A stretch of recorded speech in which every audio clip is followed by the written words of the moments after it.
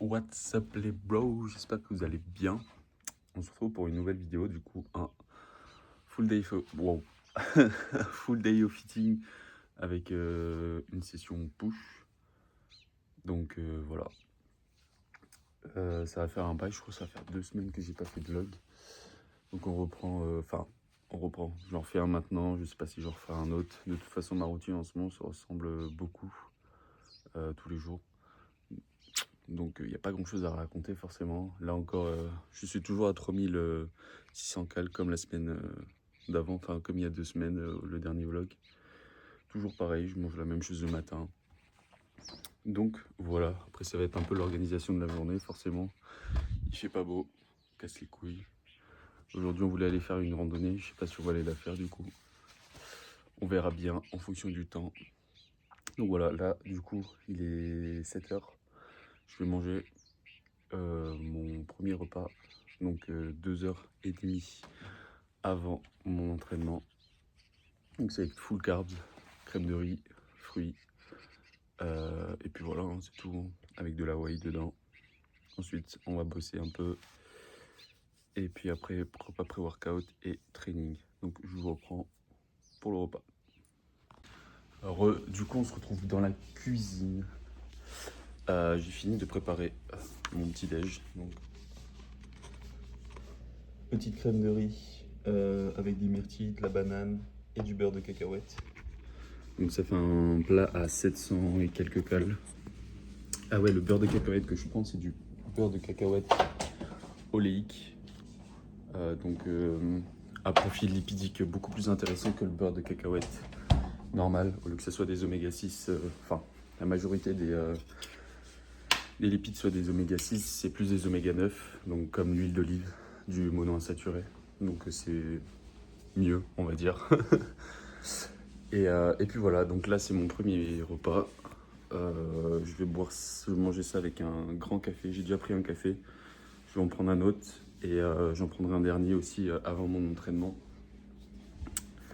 Donc voilà, ce sera les seuls cafés que je prendrai du coup.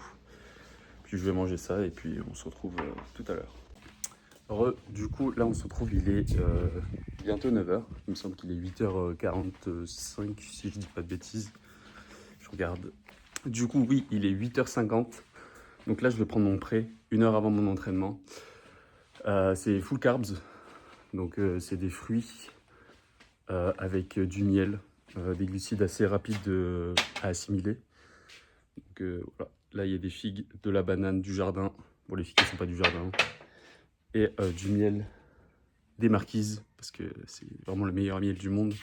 Avec ça, un double expresso. Donc ça me fait un café normal, mais 4 fois plus fort. Et aussi, c'est mon dernier café de la journée, donc c'est vrai, je le prends avant 10h. Donc je me couche en général vers 20h, 21h. Donc j'ai 10 heures devant moi après pour ne plus avoir de caféine dans le corps. Et ouais, du coup, je prends ce pré avant. Enfin, je prends ce pré 1 heure avant mon entraînement. Déjà pour le café, parce que c'est pas instantané l'assimilation de la caféine. Donc il vaut mieux le prendre un peu avant si tu veux avoir les effets au début et milieu d'entraînement. Les glucides rapides, bah, c'est pour avoir full énergie de disponible pendant l'entraînement. Je suis en prise de masse, donc en vrai, j'en ai toujours de dispo, de l'énergie. Et on va dire que je respecte mon total calorique en soi. Juste, je privilégie de fou mon entraînement pour être un maximum productif lors de mon entraînement. C'est des petits gains supplémentaires. Après, en plus, c'est vraiment minime. Mais je pense que si tu fais ça tout le long de ta pratique, au final, ça fera quand même la différence. Donc voilà. Après, du coup, ce prix, je vais marcher un peu. Je suis déjà à 4000 pas. En soi, j'ai un objectif de 10 000 pas par jour. Donc ça va être assez rapide à faire. Le seul souci, c'est que j'ai explosé ma montre pendant la compète, donc il y a 2 mois. Elle fonctionnait encore jusqu'à il y a 2 semaines. Donc voilà la gueule de ma montre.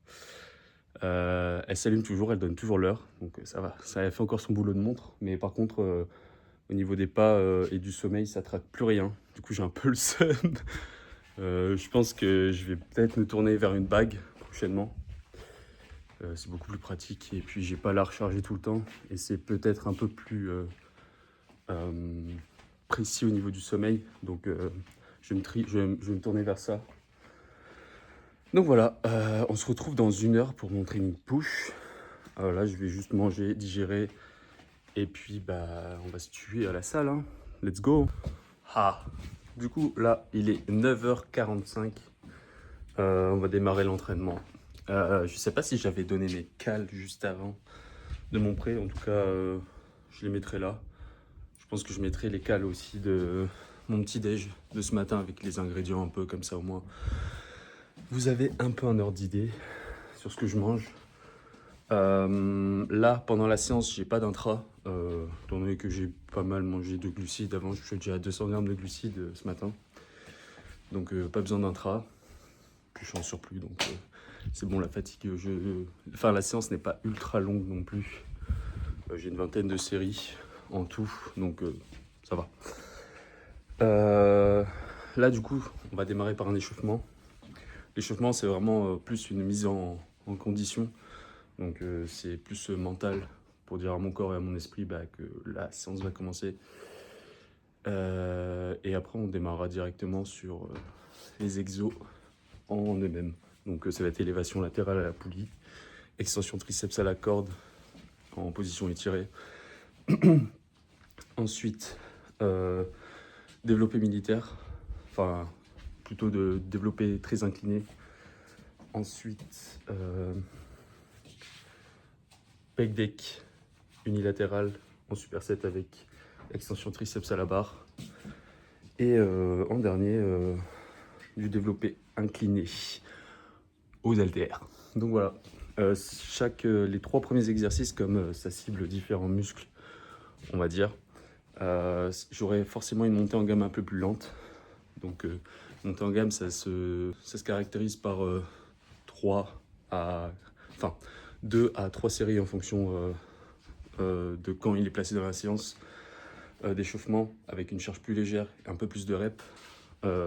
En fait, il y a une montée progressive jusqu'à la charge de travail, ce qui permet d'échauffer spécifiquement ton muscle. Donc là est le vrai échauffement, on va dire, dans la séance, pas celui que je vais faire vraiment. Enfin, même si c'en est un. Mais comme je l'ai dit, c'est plus de la condition, de la mise en condition. Enfin, je sais plus comment on appelle ça. Mais en gros, c'est juste pour dire à mon corps que vas-y, là, tu vas t'entraîner. Donc mets-toi à bloc. Là, je vais commencer et puis voilà.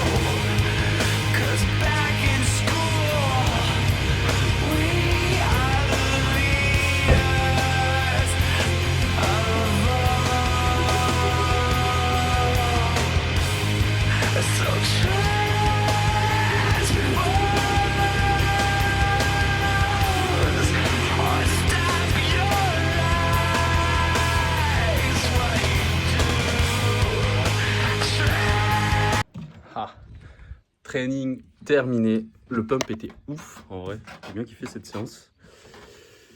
Là, il est 11h40, je crois. Vu que je filme avec mon téléphone, je peux pas savoir trop l'heure.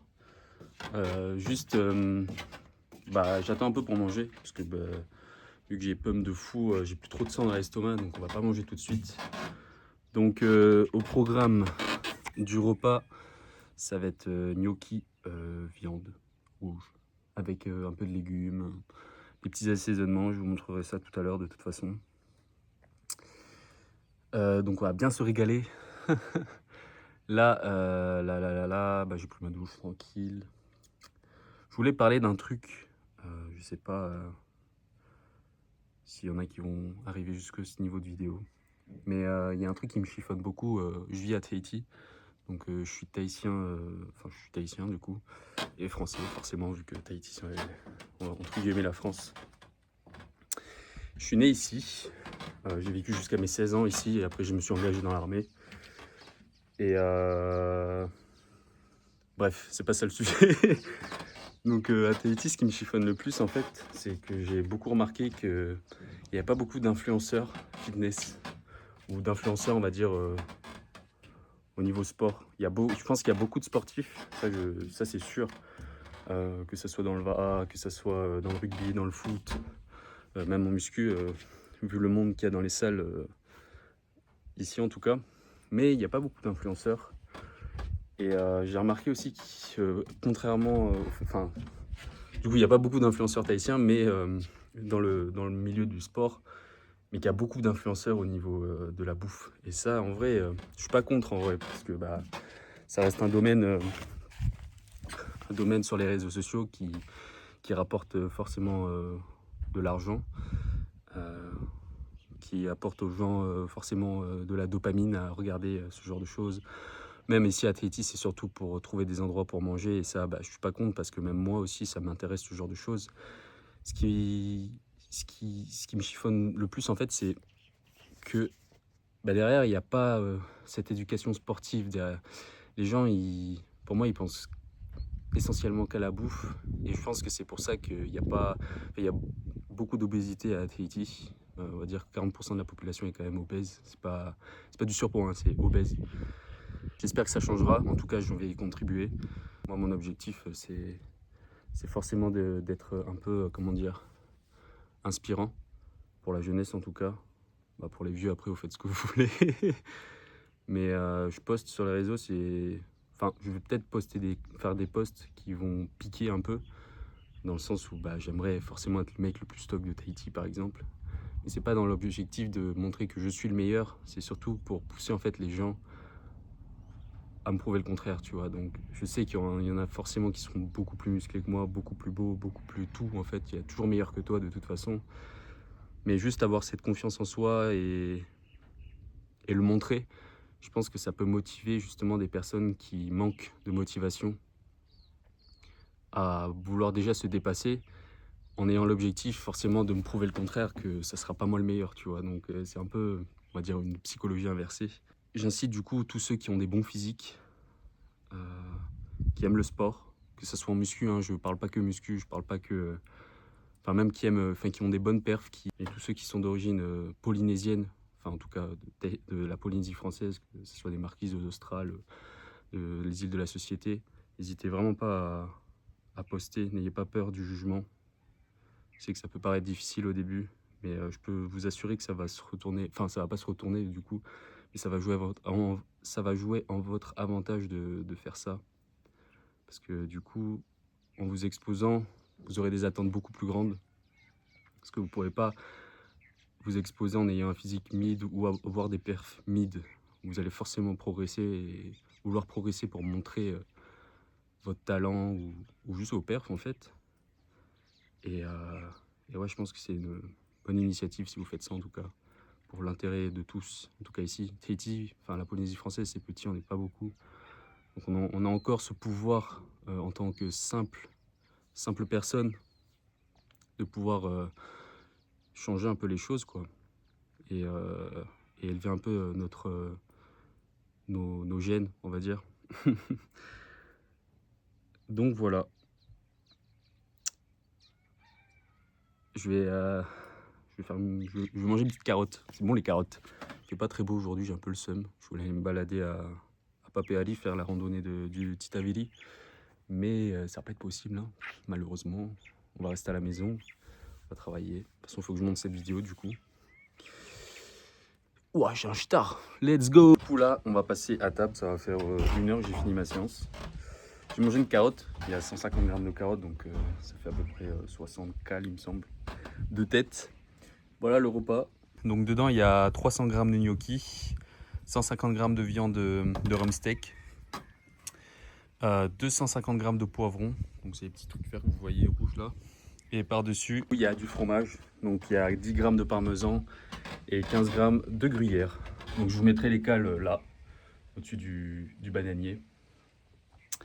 Et puis on va déguster ça avec plaisir. Heureux. Du coup, là, il est 17h. J'ai fait une petite bourde juste après le repas. En gros, le voisin, j'ai un voisin qui est agriculteur. Et du coup, il nous a ramené du manioc déjà cuit. J'ai tapé dedans comme un gland. Donc j'ai pesé, bien sûr. J'ai mangé 150 grammes cuits, parce que c'était déjà cuit. Et du coup, j'ai rentré ça directement dans mon application parce que du coup, je suis mes cales forcément. Sinon, je ne ferais pas de full day of eating du coup. Donc j'ai cramé une bonne majeure partie de mes glucides. Donc va falloir réadapter le repas de ce soir. Je l'ai compté en tant que snack. Donc je mettrai les cales juste du manioc du coup, que j'ai mangé, on va dire, 20 minutes après mon repas. C'est-à-dire vers 13h. Donc là, ce soir, on réadapte. Il me reste full prot à faire. J'ai 60 grammes de prot à faire.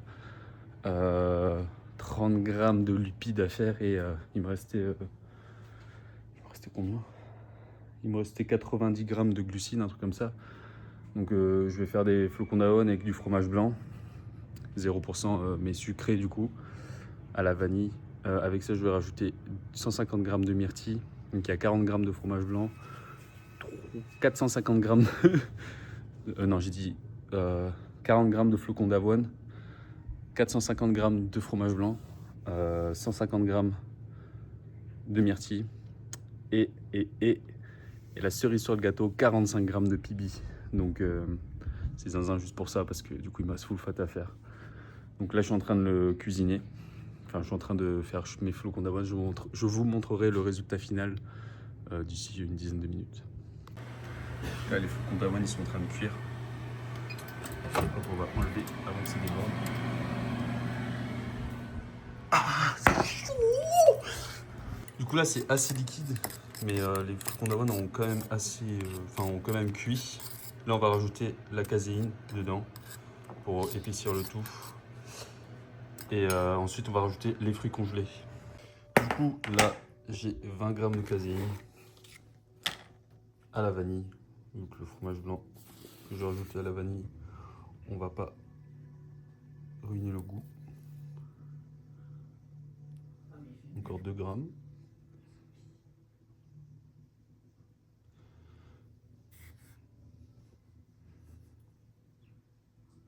Oh.